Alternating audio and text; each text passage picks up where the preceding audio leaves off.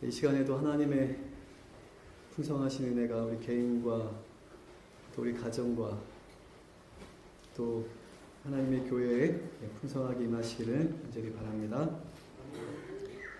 오늘 그 말씀의 제목은 대고 법칙이고요. 부제목은 약속을 믿는 신앙입니다.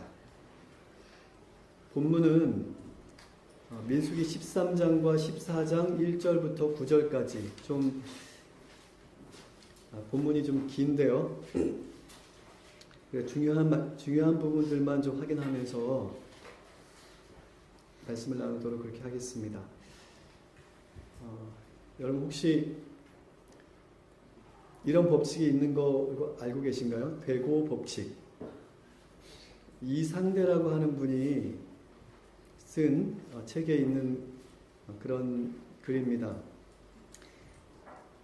이렇게 되어 있습니다. 돈이 없으면 벌면 되고, 잘못이 있으면 잘못을 고치면 되고, 안 되는 것은 되게 하면 되고, 모르면 배우면 되고, 부족하면 메우면 되고, 힘이 부족하면 힘을 기르면 되고, 잘 모르면 물으면 되고, 잘 안 되면 될 때까지 하면 되고, 길이 안 보이면 길을 찾을 때까지 찾으면 되고, 길이 없으면 길을 만들면 되고, 기술이 없으면 연구하면 되고, 생각이 부족하면 생각을 하면 되고.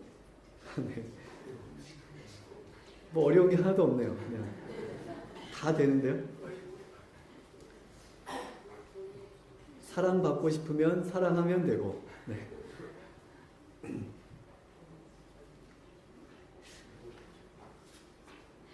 여기 안 된다고 생각하면 그 무엇도 또 되는 게 없고 된다고 생각하면 또 다 되는 것이죠. 우리는 이 대고 법칙을 성경에서도 찾을 수 있습니다.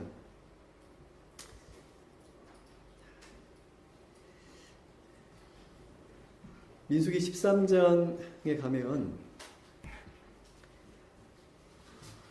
이스라엘 백성들이 가데스 바네아, 옆에 지도 나오죠? 그 팔레스타인 제일 남단 쪽에 보면, 아래쪽에 보면 가데스 바네아라고 있습니다. 이스라엘 백성들이 애굽에서 출애굽해서 광야를 지나서 이제 젖과 꿀이 흐르는 땅, 약속의 땅, 축복의 땅, 가나안의 접경지대까지 이르게 되었고, 이 가데스 바네아에서 모세는 이 가나안 땅을 정탐할 12정탐꾼을 이렇게 선별을 하는데요. 그 12정탐꾼의 선택받은 사람들은 어떤 사람들인가 하면, 민수기 13장에 보면 각 지파 중에서 족장된 자, 또 이스라엘 자손의 두령된 사람, 그들 중에서 12명을 선택하는 것입니다. 여기서 두령이라고 하는 것은 천부장이나 백부장, 모세가 그 장인 이드로의 제안을 통해서 이스라엘에 들어온 적용한 그런 제도죠. 천부장, 백부장 또는 각 지파의 족장들을 두령이라고 이렇게 불렀어요.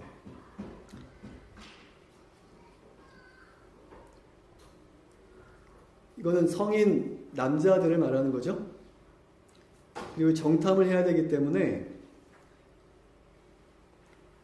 40일을 정탐을 했는데, 여기는 그 두령들 중에서도, 족장들 중에서도 건강하고 젊고 힘있는, 용기 있는 그런 사람들로 구성이 되었을 것입니다.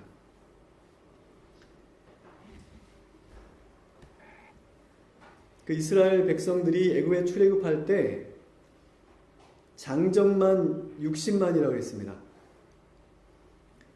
그 60만 중에서 12명을 특별히 선택된 12명이기 때문에 사람들이 얼마나 정말 막 예?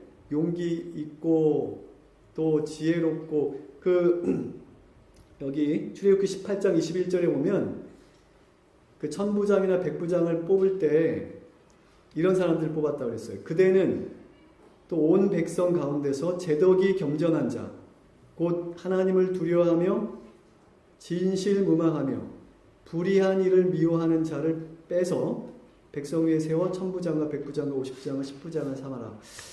이렇게 말씀하고 있어요. 그래서 최소한 이 12명의 정탐꾼에 선택받은 사람들은 이런 사람들이었어요. 제덕이 재물과 또 인품이 겸전하자, 네. 그 다음에 하나님을 두려워하고 진실무망하고 불의를 미워하는, 정말 믿음 있고 그리고 모든 것을 잘 갖춘 그런 사람들이었죠. 그리고 또 아주 젊고 패기 있고 젊고 힘 있는 그런 사람들이었을 것입니다. 이 태장교에서는 뭐 예를 어떤 사람을 예를 들면 될까요? 하늘이, 네, 또는 의준이 이런 아이들, 네, 이런 아이들이 여기 포함되지 않았을까 생각이 됩니다. 자, 이스라엘 백성들을 대표하는 사람들이었습니다. 그런데 그 정탐한 그 결과를 보면 그 결과는 우리가 기대했던 것과는 정반대입니다. 그 12명 중에 10명이 정탐 후에 보고를 하는데 매우 부정적인 그런 보고를 하게 됩니다. 그렇게 하면 안 될 것 같은데 무슨 일인지 모르겠지만 그 훌륭한 사람 12명을 정탐을 보내는데 갔다 와서 한다는 얘기가 10명이 한다는 얘기가 안 됩니다. 이렇게 얘기한 것입니다. 불가능합니다. 이렇게 얘기했어요. 지금 이스라엘 백성들은 반드시 가나안에 들어가야 되는데 그것이 하나님의 뜻이고 하나님의 명령인데 그 일을 위해서 여기까지 지금 그 광야길을 지나서 여기까지 모든 어려움과 위기와 고비들 넘기고 여기까지 왔는데 이 열 정탐꾼이 뭐라 그래요? 안 돼요. 네, 불가능해요. 이렇게 얘기한 것입니다. 특별히 뽑힌 그 이스라엘 백성들 중에서도 뽑힌이 12명이었는데 하나님의 기대에 미치지 못했습니다.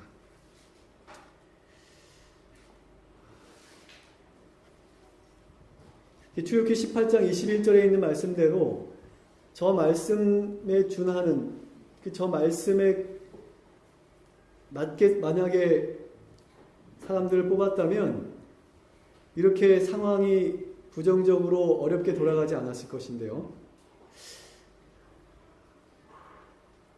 사람들의 판단에 문제가 있는 것 같아요.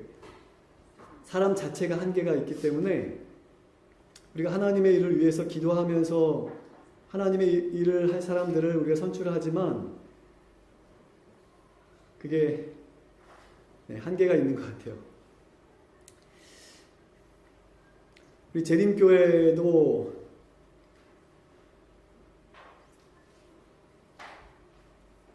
(3년마다) 총회를 열고 그리고 교단의 지도자들을 선출하게 되는데 정말 각 교회를 대표하는 분들이 모여서 기도하면서 지도자를 선출하는데 선출하고 놓고 보면 기대에 못 미치는 경우들이 참 많아요. 실망스러운 경우들이 참 많아요. 어떻게 해요? 어떻게 합니까? 네.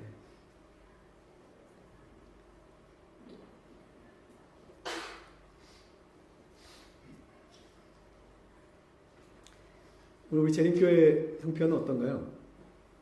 우리 재림교회가 20만이라고 얘기하는데 전 세계적으로 2천만이라고 하는데 우리 한국 교회만을 생각해 본다면 20만 중에서 우리가 12 정탐꾼을 12명을 선택하고 선택하고 구별한다면, 하나님의 뜻을 선택하고 구별한다면 그들은 어떤 보고를 우리에게 할까요? 지금 민수기 13장에서 이스라엘 백성들이 직면한 상황은 오늘 우리 교회의 상황과 사뭇 비슷한 것 같습니다. 우리 교단의 희망적인 미래가 보이지 않고 문제는 쌓여만 가고 갈등은 증폭되고 답답한 상황이 계속되는 것 같습니다.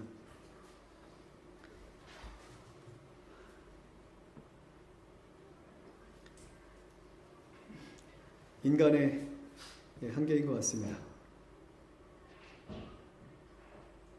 그런데 오늘 우리는 이 본문에서 그런 인간의 한계를 돌파하고 하나님의 능력을 붙드는 약속을 믿는 믿음을 가진 소수의 무리를 만나게 되는 것이죠. 모세가 12 정탐꾼들을 가나안 땅으로 파송을 했습니다. 어디로 갔죠? 네, 여기 있는데 민수기 13장 17절부터 보시면 그 12 정탐꾼들이 가나안 땅을 정탐을 합니다. 그 옆에 보면 가데스 바네아로부터 출발해가지고 저 팔레스타인 가나안 땅 저 최북방까지 하맛까지 모두 정탐을 해요. 약 40일 동안. 그 중에 22절 보면 민수기 13장 22절에 보면 헤브론이라고 하는 지명이 나와요. 우리에게 익숙한 이 헤브론이라고 하는 곳은 여러분 알듯이 하나님께서 아브라함에게 갈대아 우를 떠나서 가나안 땅으로 가라고 하셨죠. 그리고 그 아브라함이 정착했던 곳이 헤브론이고 이곳에서 아브라함과 그의 아들 이삭과 그 야곱도 다 그들의 주 거주지가 바로 이 헤브론이었습니다. 야곱이 애굽에 있는 요셉의 초청을 받아서 애굽으로 온 가족들을 데리고 애굽으로 이주하기 전까지 이 헤브론에서 머물러 살았어요. 그렇게 애굽으로 이주해온 이스라엘 백성들은 곧 돌아갈 거라고 생각했지만 그곳에서 약 400년 넘게 또는 430년 동안 애굽에서 지내게 되고 그러는 중에 하나님이 잊어버렸죠. 그래서 하나님께서는 모세를 통해서 이스라엘 백성들을 출애굽시키셨고 다시 가나안 땅으로 다시 복귀하도록 돌아가도록 그 본토로 다시 그 조상들의 땅 그 본토로 돌아가도록 그렇게 이끄셨던 것입니다.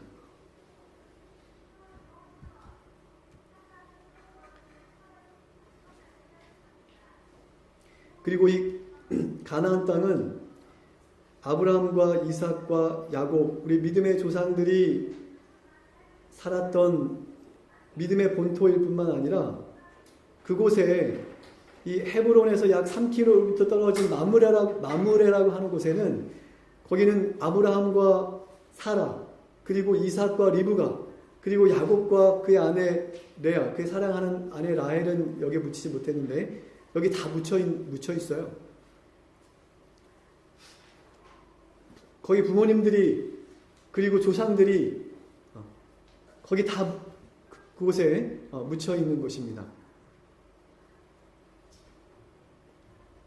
그것은 하나님께서 그들에게 약속하신 땅이고 축복의 땅이었어요.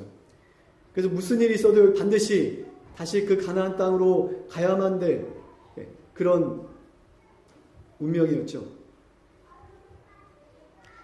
그들이 가나안 땅을 떠난 지가 400년이 넘었습니다. 그러나 이제는 더 늦기 전에 그들은 가나안 땅으로 돌아가야만 했습니다. 지금 복음 사업이 너무 많이 지체되었어요. 거기도 물론 하나님의 섭리가 있겠지만 그래서 이스라엘 백성들은 새로운 땅을 개척하기 위해서 남의 땅을 빼앗기 위해서 가는 것이 아니라 사실은 그들은 자신들의 본토로 돌아가는 것입니다. 하나님께서 그들에게 약속해 주신 그들의 빼앗긴 땅을 다시 되찾기 위해서 가고 있는 것이죠.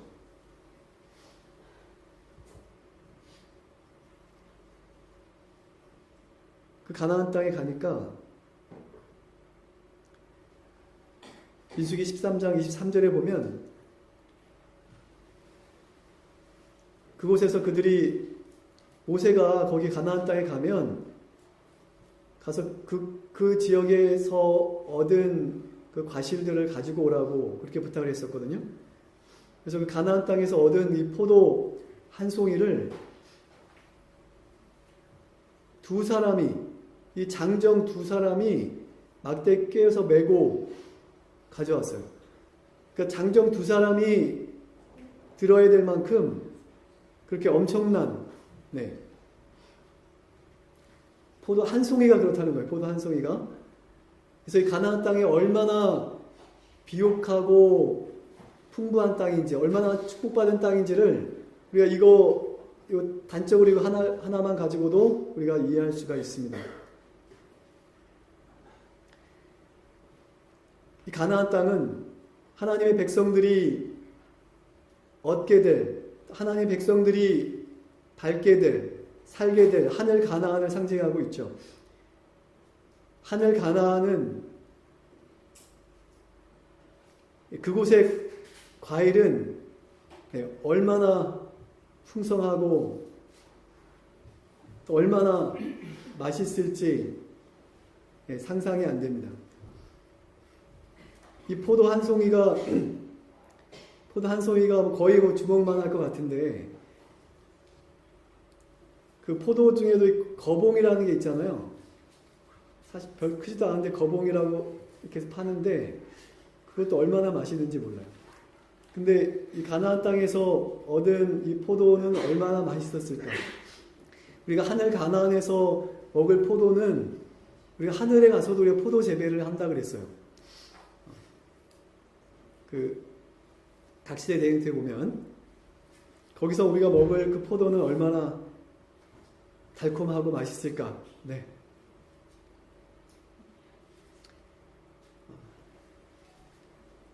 정말 이 가나안 땅은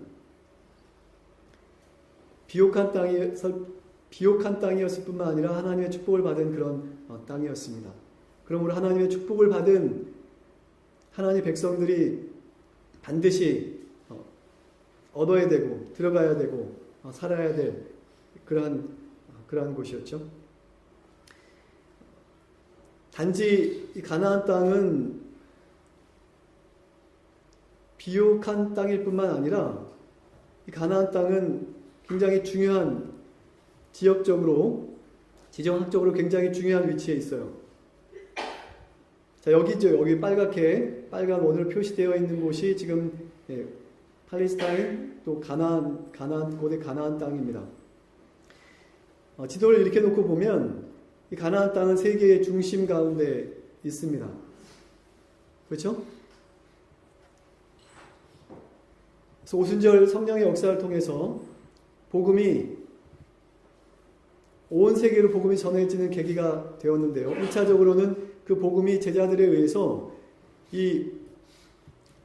이쪽 남아프리카와 유럽 쪽으로 복음이 전파되었고, 그 복음은 다시 이 신대륙 발견, 그렇죠? 1620년에 청교도들이 그 핍박을 피해서 이주하게 되고 메이플라워를 타고 아메리카 쪽으로 이주하게 되면서 아메리카와 또 이쪽 그 남아메리카 쪽으로도 복음이 전파되고, 또 이 미국 쪽으로 아메리카 쪽으로 전파된 복음은 다시 아시아 쪽으로 미국의 수많은 선교사들이 이 아시아로 복음을 전하게 되었죠. 여러분 아시는 대륙 선교회, 하용판 장로님께서 이끌고 있는 그 대륙 선교회는 지금 중국의 그 본거지를 두고 지금 주로 이 이슬람과 해교권의 복음을 지금 전하는 일들을 하고 있습니다. 그분들은 지금 이 복음이 한 바퀴 돌아서 이제 다시 이 이슬람 해교권의 복음이 전해지고 다시 가나안 땅을 밟게 되면 온 세계에 복음이 전해지고, 그러므로 예수님께서 재림하실 것이라고 하는 그런 기대를 가지고 지금 특별히 해교권, 이슬람권 이쪽에 복음을 전하는 일에 그렇게 힘쓰고 있고 그 일을 선신하는 종들이 있습니다. 우리 그런 정말 목숨 걸고 복음을 전하는 그분들을 위해서 우리는 기도해야 될 의무와 책임이 있어요. 이렇게 편안하게 자유롭게 우리 신앙생활하면서 우리가 그런 기도하지 않으면 하나님 백성들이 라고 할 수 없습니다. 지금 곳곳에서 목숨을 걸고 복음을 전하는 사람들이 하나님의 종들이 있습니다. 이렇게 가나안 땅은 세계를 복음화하기 위한 그런 중요한 지정학적인 지역적인 그런 위치에 있는 것입니다.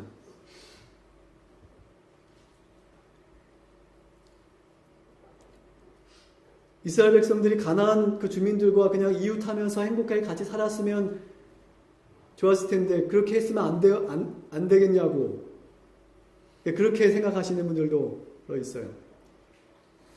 그러나 이거는 그런 문제가 아닙니다. 왜 이스라엘 백성들은 그 가나안 땅에 살고 있는 그 주민들을 다 쫓아내고 정복해야만 했는가?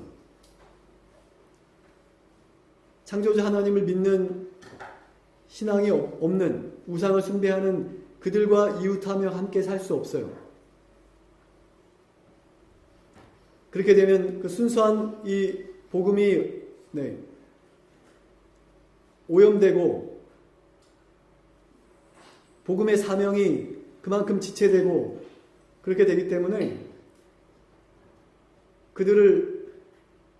물론 그들이 하나님을 믿겠다고 한다면 그들을 얼마든지 받아줄 수 있지만 그들이 하나님을 믿는 신앙을 거부한다면 그들과 같이 이웃하며 살 수 없었던 것입니다. 그래서 그들을 쫓아내거나 또는 정복하거나 그렇게 하게 되었죠. 그리고 사실은 이곳이 그들의 본토이고 신앙의 본거지이고 하나님께서 이스라엘 백성들에게 허락하신 이 세계를 만드신 하나님께서 그들에게 허락하신 그들이 차지할 권리가 있는 그런 땅이었기 때문에 그렇게 역사가 진행이 된 것입니다. 인류를 구속하시기 위한, 인류를 구원하시기 위한 이 구속 사업은 그 무엇보다도 중요한 사업이고 전 인류의 운명이 달려있는 문제이기 때문에 여기서는 결코 타협하거나 양보하거나 할 수 없는 문제였던 것이죠. 그래서 하나님께서는 모세를 통해서 또는 여호수아를 통해서 그들이 담대한 마음을 가지고 하나님의 뜻을 품고 그 가나안 땅을 다시 되찾고 또 그들의 신앙을 회복하기를 그리고 그들의 사명을 감당해 나가기를 바라셨던 것입니다. 그래서 더 늦기 전에 400년 이상이 지난 지금에라도 가나안 땅을 밟기를 원하셨던 것이죠. 근데 그 땅은 그들이 그 정탐꾼들이 보고한 것처럼 정말로 젖과 꿀이 흐르는 정말 하나님의 축복의 땅, 약속의 땅이었습니다.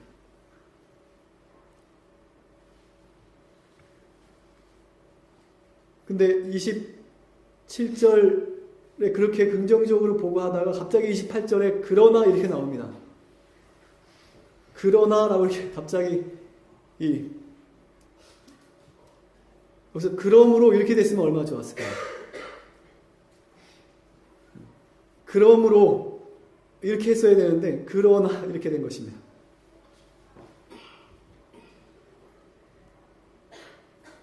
그러나 그 정탐꾼들의 보고는 그것은 우리가 차지할 수 없는 정복할 수 없는 그러한 땅이었다라고 그렇게 고백을 하는 거죠. 거기에 보면 아낙 자손을 두 번이나 언급하고 있습니다. 네피림의 후손 아낙 자손이라고 얘기하고 있어요. 그 아낙 자손의 특징은 거기에 보면 힘이 클 뿐 아니라 신장이 장대한 자들이라 이렇게 보고를 하고 있죠. 그러므로 그 가나안을 정복하는 것은 불가능하다라고 얘기했는데요. 자, 여기 보면 자, 인터넷에 떠도는 그 거인 유골들 사진입니다. 네. 네, 엄청난 크기의 이 유골 사진. 이것의 진위를 확인할 방법은 없어요.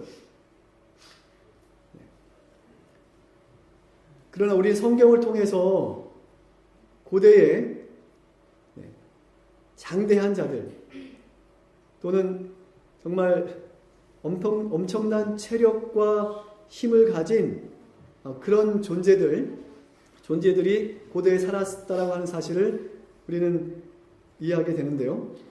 오늘날도 보면 이거는 그 고대의 이 거인족을 방문해서 기념사진을 찍은 그런 사진이라고 하고요. 자, 이 사람은 중국의 바오 시순이라고 하는 사람입니다. 그 아내랑 같이 찍은 사진인데 이 사람의 키가 2m 36cm예요. 나이는 57세.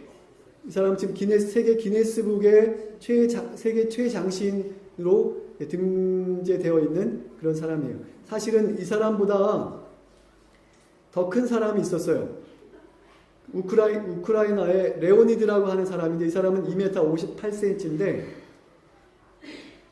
이 사람은 뇌출혈로 사망했어요. 그래서 현존하는 그 기네스북에 등재되어 있는 최장신의 사람은 이 바오시순이라고 하는 사람이에요. 근데 사실 이 사람보다 더 큰 사람이 또 있어요. 중국에 큰 사람들이 참 많은 것 같아요. 중국에 정말 별별 사람들이 다 있는데 이 오른쪽의 사람은 이 사람도 중국 사람인데 장준재라고 하는 사람이에요. 2m 42cm. 근데 이 사람은 아시아 최장신으로 기네스북에 등재되어 있어요. 세계 최장신으로 등재되어 있는 사람은 바오시순. 그러니까 실제적으로 제일 큰 사람은 현존하는 최장신은 이 장제준이라고 하는 사람이 될 것 같아요. 오늘날에도 이렇게 이 거인의 유전자를 가진 사람들이 있는 그것은 고대에 우리 선조들의 조상들의 어떤 유전자가 아직도 곳곳에 남아있기 때문이 아닌가 이렇게 생각이 돼요. 우리나라를 대표하는 거인은 최홍만 씨름 선수였고 지금은 이분은 그냥 씨름만 했으면 좋았겠는데 지금 새누리당 전 대표였던 우리 김무성 대표랑 같이 기념사진을 찍었는데 체구가 많이 차이가 나죠. 이 최홍만 씨도 이 안악자손의 그 유전자를 물려받은 거 아닌가 이렇게 생각이 됩니다. 그런데 하나님의 살아계심을 믿는, 하나님의 능력을 믿는 하나님의 백성들이 이 거인들 때문에 쫄아가지고 겁을 먹어가지고 우리는 못 간다, 할 수 없다, 안 된다, 이렇게 지금 보고를 한 것입니다. 다윗이 무찔렀던 블레셋의 골리앗도 이 안악자손의 후손으로 그렇게 학자들은 그렇게 추측을 하고 있습니다. 자, 그래서 이 10명의 정탐꾼들은 우리 스스로 보기에도 메뚜기 같다 이런 고백을 하죠. 우리가 잘 아시는 것처럼. 네. 이게 그러나가 아니라 그러므로가 됐어야지 이게 지금 맞는 상황입니다. 그러므로가 됐어야지 그와 그들과 그들의 가족들과 이스라엘 민족들이 40년 동안 이스라엘에서 허송 생활하고 거기서 객사하지 않고 그들이 바로 가나안 땅에 들어가서 그들에게 주어진 사명을 감당했다면 아마 예수님이 벌써 이 땅에 오시지 않았을까. 정말 그런 아쉬움과 안타까움이 묻어나는 그런 장면입니다.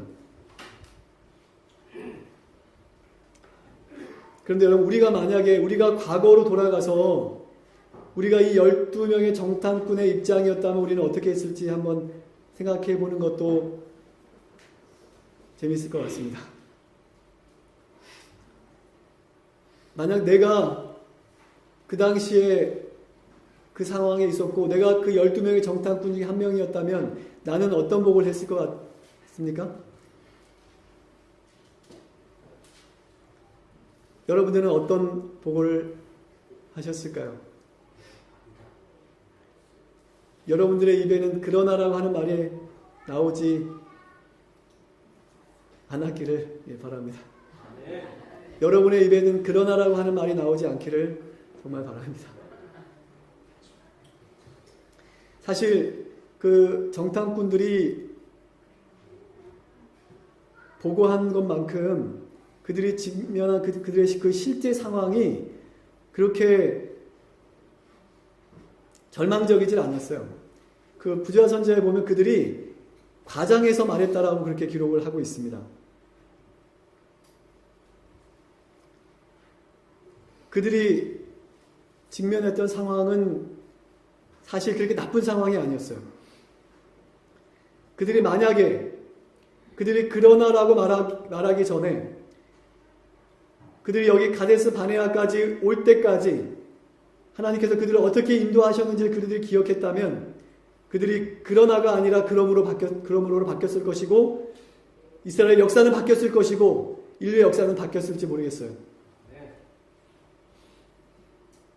이스라엘 백성들은 그들을 실제적으로 이끄신, 인도하신 그 하나님의 놀라운 능력을 실제적으로 체험한 사람들이었습니다. 홍해가 갈라지고 그들 앞에 그리고 하늘이 열리고 하늘의 만나가 내리고 인류 역사가 시작된 이래 하늘의 만나를 먹었던 사람이 누가 있습니까? 그들 말고 누가 있냐고요?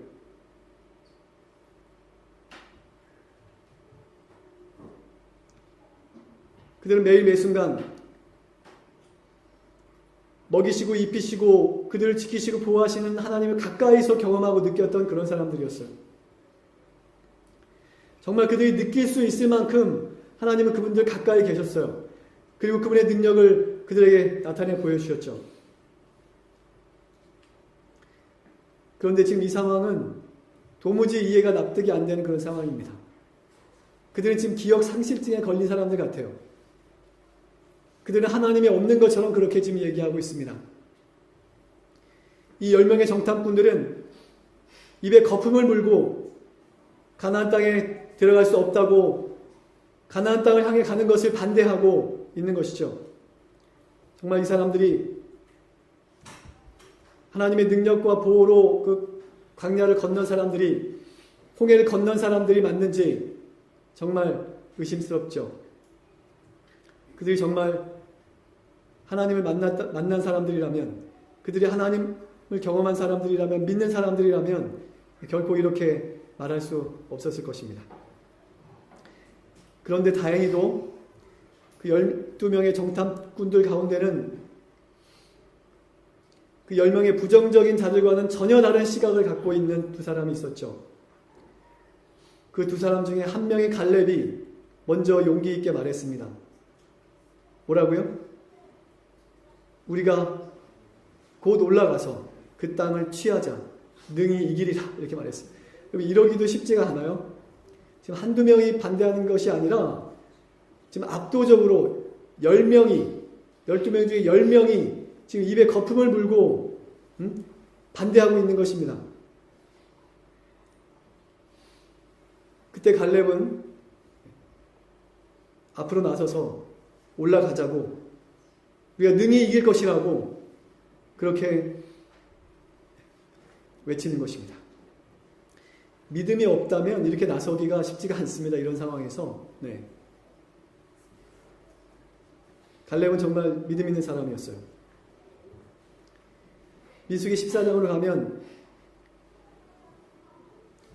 그런 갈렙의 그 믿음의 고백, 그 외침에도 불구하고 이스라엘 백성들은 우리가 애굽 땅에서 죽었거나 이 광야에서 죽었다면 좋았을 것이라고 그렇게 말합니다.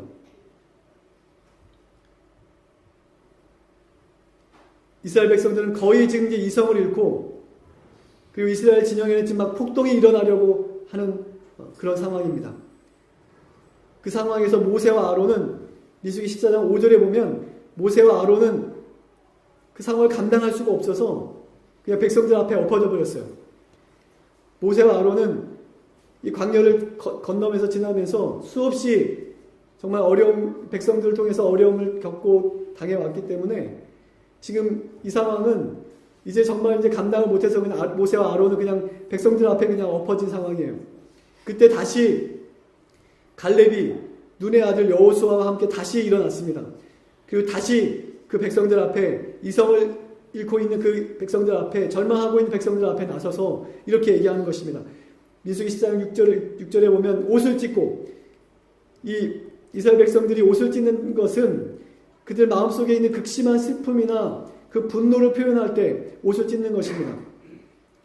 우리가 아무리 슬프고 화가 난다 할지라도 여러분 옷을 찢어보신 적 있으세요? 내가 화난다고 해서 막 옷 찢고 그러신 분 있으세요? 없잖아요. 이건 그냥 일반적인 상황이 아니고 아주 매우 심각한 상황이에요. 지금 여호수아와 갈렙이 옷을 찢는 거예요.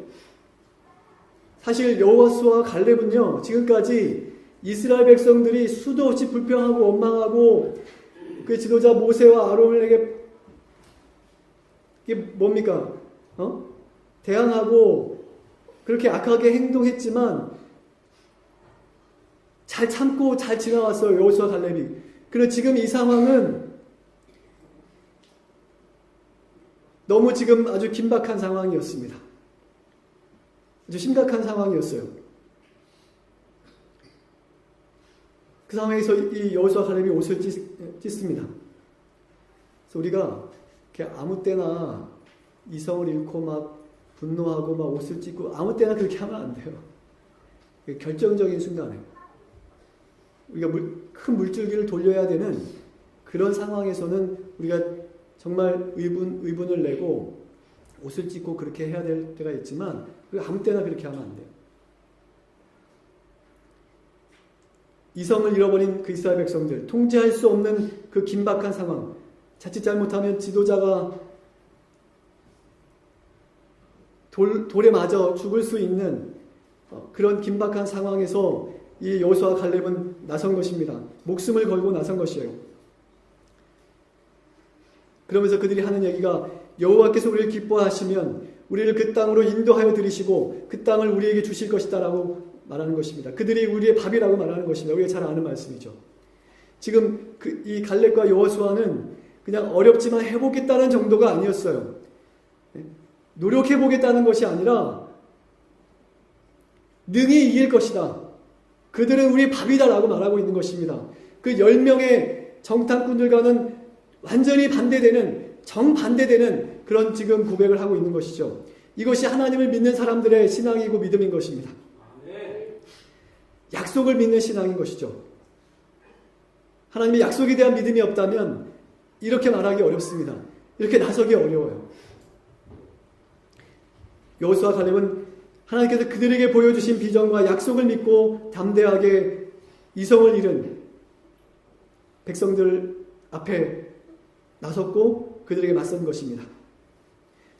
그리고 이 사건은 이 가데스 바네아에서 잊지 말았어야 될 이 사건은 하나님의 개입으로 일단락되게 됩니다.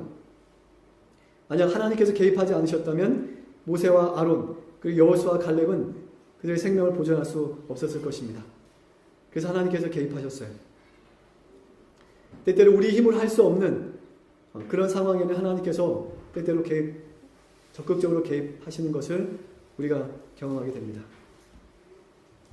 10 정탐꾼들은 자기 자신들을 메뚜기라고 표현했지만 여호수아 갈렙은 그들의 적들을 향해서 밥이라고 그렇게 표현했습니다. 이것이 무엇이 그들의 이런 엄청난 큰 차이를 가져온 것일까요? 그것은 약속을 믿는, 약속을 의지하는 그런 신앙이었습니다. 결정적으로 믿음이 그들의 운명을 갈라놓은 것입니다.